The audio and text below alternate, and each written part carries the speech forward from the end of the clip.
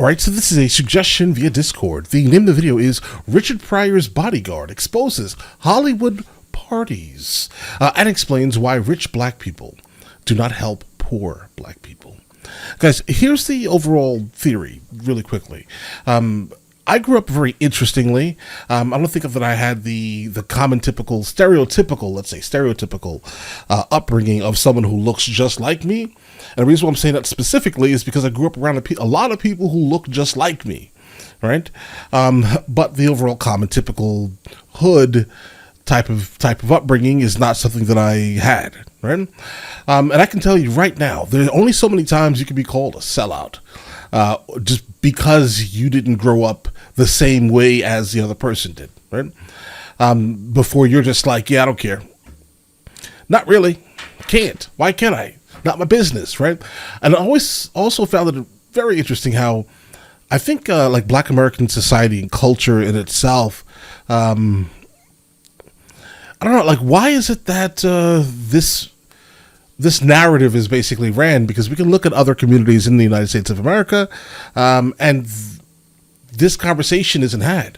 Like, I don't see like extremely well-off people of European descent specifically going to impoverished areas, like say West Virginia, for example, and just helping out. I don't see that. You get what I mean here? Also, look at the Asian American community, the same thing. Latinos, the same thing, or let's say Hispanics in general, the same thing. Bro, I don't understand why it's specifically because you are deeply melanated, you have to specifically go and help other deeply melanated individuals that can't get out of the mentality, right? I don't see it. I don't understand it, but let's see where this takes us immediately. Let's do it, guys. And so you seen the orgies. You seen the people that was the stars. Okay. And that they was doing. In this clique, you know, we wife swap and all this kind of, you can fuck my wife and stand there and watch. I had the same principles that most men have. Oh, okay. Until you put in certain situations. All right, let's go. We all start with the principles. Depends on what you're facing.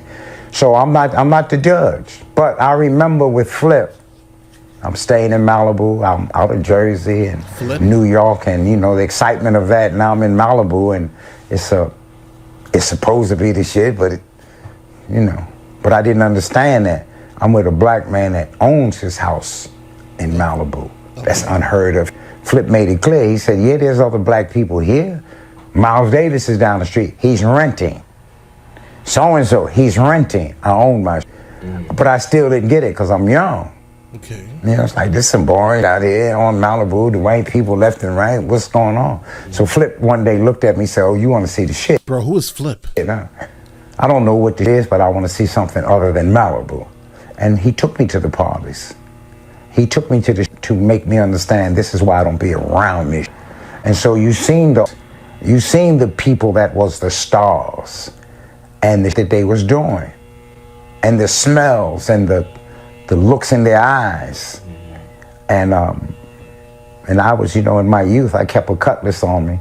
And so I know I'm walking around holding my cutlasses because you seen people in state. I think he is speaking English, but a complete another language. What is a cutlass? All right. Who is Flip? Bro. And so I know I'm walking around holding my cutlasses because you seen people in states of mind that you never experienced nothing like that. I knew people that got high, but they didn't get high and did that I was seeing. And so after I was exposed to it, Flip took me around it about 4 or 5 times. And then he said to me, you see why I don't quit that. Okay, guys, really quickly, for those who are also equally confused here, a cutlass is a short, broad sword, a slashing sword, curved blade straightened on the cutting edge. You walked around with a sword? All right, that's cool. I mean, I guess that's cool. 4 or 5 times. And then he said to me, you see why I don't quit that. Because, you had a group of people that painted their fingernails black, what they call Illuminati now. It was some kind of clique then, and in this clique, we wife swap and all this kind of. You can my wife and stand there and watch, and all I seen it. I literally seen all these things, and it was like, okay. And in my youth, I wasn't afraid, but I knew I would have hurt somebody if I was approached. I would have hurt somebody. I think about Flip, you got his famous characters, Geraldine. Right. Did he, I'm assuming heterosexual black male, did he feel weird about putting on his dress as a woman? I don't know, because I ain't never put on a dress, but I'm sure from his time and the black folks of that time, when you as a black man put on a dress, automatically, that's what it was, even if you called it an act. So Flip was very aware of that. That was his pain during his entire career. Okay, so Flip is most likely the nickname he gave Richard Pryor. Wondering if his generation thought that of him. That was his personal pain. Flip died thinking that. Did they really, and he knew. They did. At one point, I had said, why are these guys sharing these stories with me? And I was told, because you're going to tell it. Because nobody asked them. That question that you asked me, that never was asked of Flip. The reporters or whatever, they never asked that. Most of your black reporters back in the day, they asked the same questions that white reporters asked. So when Flip explained it to me, he said that Geraldine, one, carried him longer than his mother in terms of his livelihood. Right. And the main reason he did Geraldine, he said, was because at that time, Geraldine could say some things as a black woman that a black man couldn't say. And that was his primary reason for doing Geraldine. When he had his show, that was showed one time, I think the last person I heard that owned the Flip Wilson shows was Magic Johnson. I don't know for sure. But Flip said... Oh, no. Okay, in fact, he's talking about someone else. Flip is not the nickname for Richard Pryor. All right, let's go. That he did Geraldine to have it, to continually uphold the integrity of the black man. And I said, how so? Here we go. And he said, and if you looked at his shows, which I've had a chance to do, Flip Wilson. That the who's who of white America from John Wayne on was on his show. And all of them at one point or another would hit on Geraldine, make a pass at her, we could get with you, our history of white men and black women, all of that he revealed on his show. But you would always see Geraldine say to all of them, Killer don't play that. Well, Killer is this black man that when you with me, regardless of who you are, John Wayne, Killer gonna step to your ass. And that was his theme all the time, to say that this black man would protect this black woman against all. But he didn't articulate that then. All of them Flip was very aware. Richard was aware. Richard gave me the words to make me understand Flip's awareness, and that was the school that he had built in Zimbabwe. And I took pictures of it. I couldn't wait for it to be in jet or ebony. And I remember saying that to Richard, and Richard said, oh no, we can't do that. And I was like, why? And he said, because if we did that, which is what a lot of these black entertainers are under now, but they won't say it. Richard said, if we did that, then they won't allow me to make the money in America. Right. Oh, you doing this in Africa? Then that would dry up. And this was Robert Mugabe sitting down with the president of Zimbabwe. And as a kid in high school, I remember writing about Robert Mugabe and Joshua Nkomo, fighting for, it was Rhodesia at that time, fighting for that liberation. So to be sitting down at the White House, so to speak, in Africa, and Richard was very aware that we can't do that because they will stop it. Well, it's the same with a lot of these black artists today, except that they won't say that. Why can't Kevin Hart, not that he hasn't, I just don't know, and it's important to know. Why can't Kevin Hart, and if you notice, white people will always let you know, here's what the black artists are making. They never tell you what the white artists are making, though. They will always make it a point because they know that self-hatred's gonna come up in you. How come he's not doing more? So Kevin Hart made 59 million this year. But why are you not getting with a LeBron who's doing this for the school by himself? LeBron can't do it by himself because that's his high school.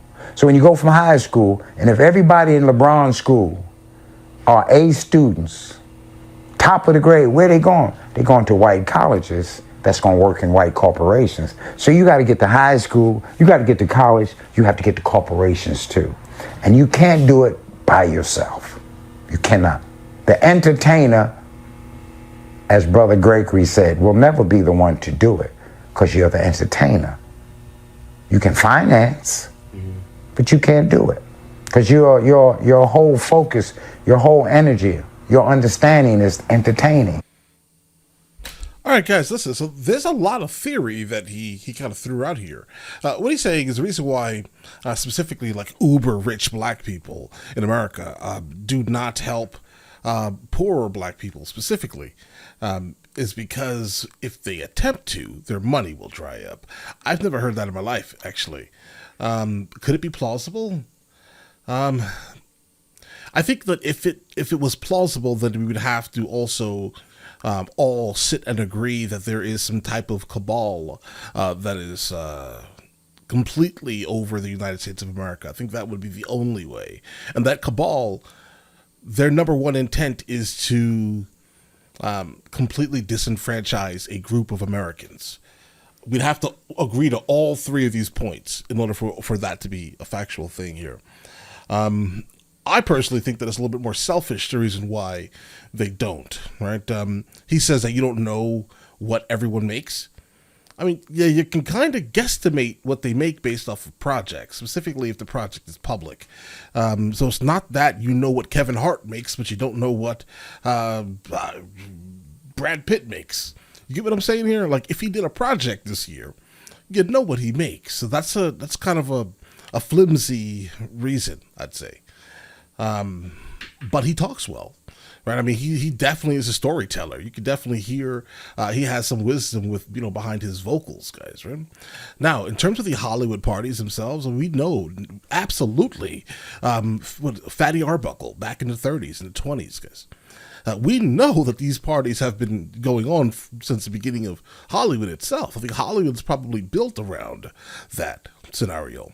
And I mentioned Fatty Arbuckle because he was the one that, in the 20s or 30s or so, he proceeded to insert a bottle somewhere, right, that he shouldn't have into, a young lady. Guys, so just in that time, it was wild, right? But just understand, right, this is a Hollywood party where this was done, right? It's not uncommon. This has been going on forever, completely. So I think on both of the points here, the concept of exposing the Hollywood parties, I think if you kind of pay attention enough, you could have probably guessed that things were a little awkward at some of these engagements, guys, right? And then the second half of the title itself explains why rich people don't help black people. I think he gave his opinion, and I think his opinion is a valid opinion. But again, we'd have to all sit and agree that all three major points all kind of connect for that to actually be a thing. But without any concrete evidence, it's just a great talking point, I guess. But there's I don't hear any. Again, do secret societies absolutely exist within Hollywood specifically? Yes. Right? Could there be some type of Rosicrucian type, New World Order type society that exists that just specifically, targets and forces and not forces, but makes an attempt to disenfranchise groups in the United States of America? Is it plausible? Yeah, it's plausible. I mean, people have a lot of hate in their hearts, right? But without the actual evidence, so all we can do is sit and talk and theorize about it, right? But all right, listen, guys, let me know in the comments what you guys think.